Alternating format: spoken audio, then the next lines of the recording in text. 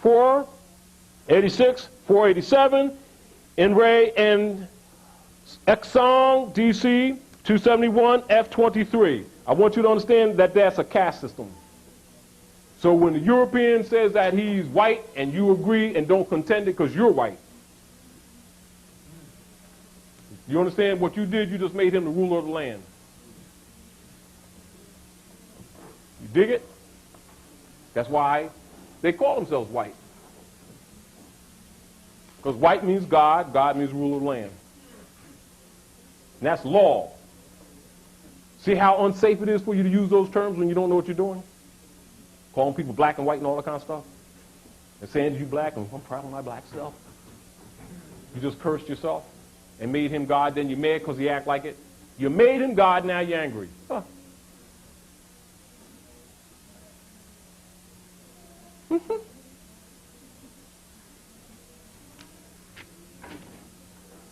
So don't be pissed off. Get pissed off at yourself and straighten yourself up. And be yourself. Stop faking and being somebody that you're not. Because you're the rightful heir to the land. Act like it, but not with arrogance. And don't get mad at them, because they just simply, you know, it's like it's, you know how you taking care of somebody, you got a responsibility to somebody because they out to lunch, they got an amnesia, and they're walking around, gold coins is falling out their pocket, and they say, well, that's not according to my law of Jesus and my love of God. And you just keep on, the coins is rolling, and then somebody, they start picking them up and stuff like that, and somebody else says, hey man, you're robbing him.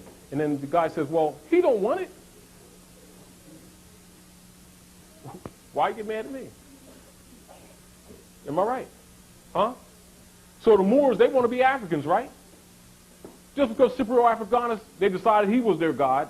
That's a Roman general who was fighting the Moors, so now they call themselves Africans and Africans Americans. That's a Roman general. That don't stop them from being Moors, it just means they was faking it then. Right? Now they call themselves Negro, Black, and Color, because Philip II of Rome, of the Roman Church, that of course they was adopting to prove they was Christians, put out a bull, which is an edict of law from the canon law saying that the Moors, this is 1511, shall be called Spaniards. They don't hide that in history. So now they call them Moorish, Latin, Spanish. And then the Moors who lost the language talking about that ain't our language. And yet all science and law that is translated or given to the people is put in Latin. And all medical stuff is put in Arabic, etc. And Aramaic. And that's all your language. Belongs to you. And we're not Spanish and we're not Puerto Rican. We're not Latino. We're Moroccans. And we are direct descendants of those Moroccans. And when you see them brothers and sisters on the islands, you call them Latins, actually, they Moors too. And the language is not Spanish. The language is Latin, Moorish Latin. And they're not Spanish. And when you talk about the Puerto Ricans, well, they're Puerto Ricans. No, that means rich port. And they called it rich port because they went down there cutting the women's head off because we kept the gold on the women's necks. And solid, with no separation. Because our matriarchal system, the wealth was maintained on the women. And so they wore the jewelry. And we wore silver, mostly the brothers. We wouldn't wear the gold because the gold was for the woman because she brought life to earth. And though we hear her son, and the gold represent the son absorbed by the earth, she wore the gold that represented the wealth of the family.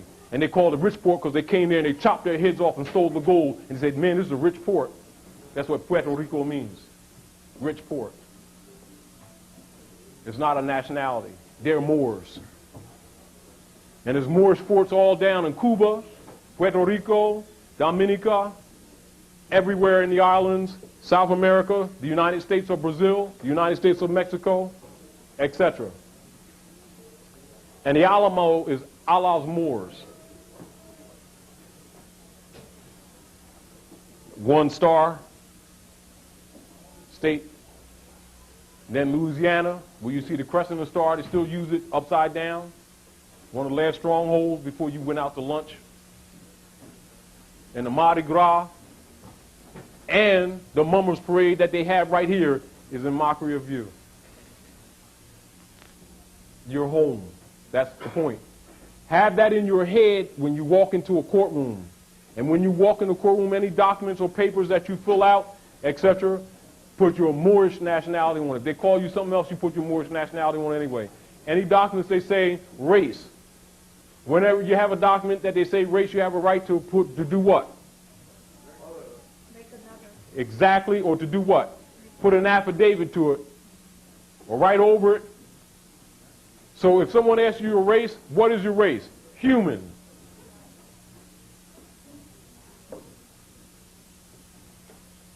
What do most people do?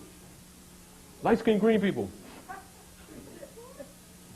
Man, boy, I was at the mall the other day, man, and I saw these light-skinned black leather shoes, boy, snakeskin and stuff. Even a child knows that black don't come in light skin. That's lunch. But they know we are boys and girls. Because we relegate our common sense and authority to civilized beings who have us in wardship, so they place their name on us as a curse. And then we all tell what Jesus wants, what the Bible wants, book of Isaiah. Book of Jeremiah leads into it. It says, I hold my hand out all the day long to a hard-hearted and rebellious people who are not called by my name. When they repent from their sinful ways, I will hear from heaven and heal their land. Who do you think that's talking about? What body of people on this planet been going around for generations calling themselves by somebody else's name and being proud about it? Of course, we're too proud to admit that, aren't we? That's why everybody lets us stew in our nigger juice and just sets up shop and make a living off us. Because we're arrogant, self-righteous, poisonously, foaming at the mouth, do push carts up and down the aisle, don't tell you what Jesus wants. Don't even know themselves. And little European children from around the world knows who we are. Everybody in the world knows who we are but us. We out to lunch. Now, I'll get to you too. Brother, I apologize. Peace. Brother Taj, can you speak to the issue that's often raised? I had a lecture here on what it would take for our movements to unite.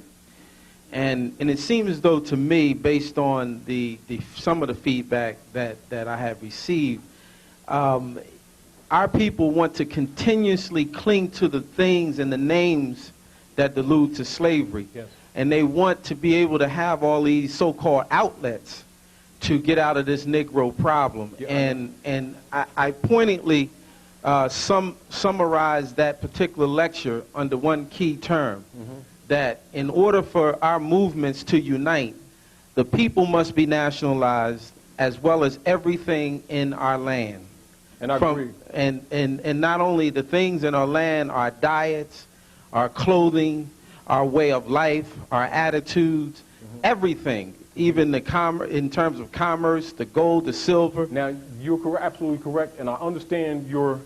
Now, does everyone understand the question? He's making a question and a statement. Exactly. Yes. But I would like for you to speak to that, because it seems the point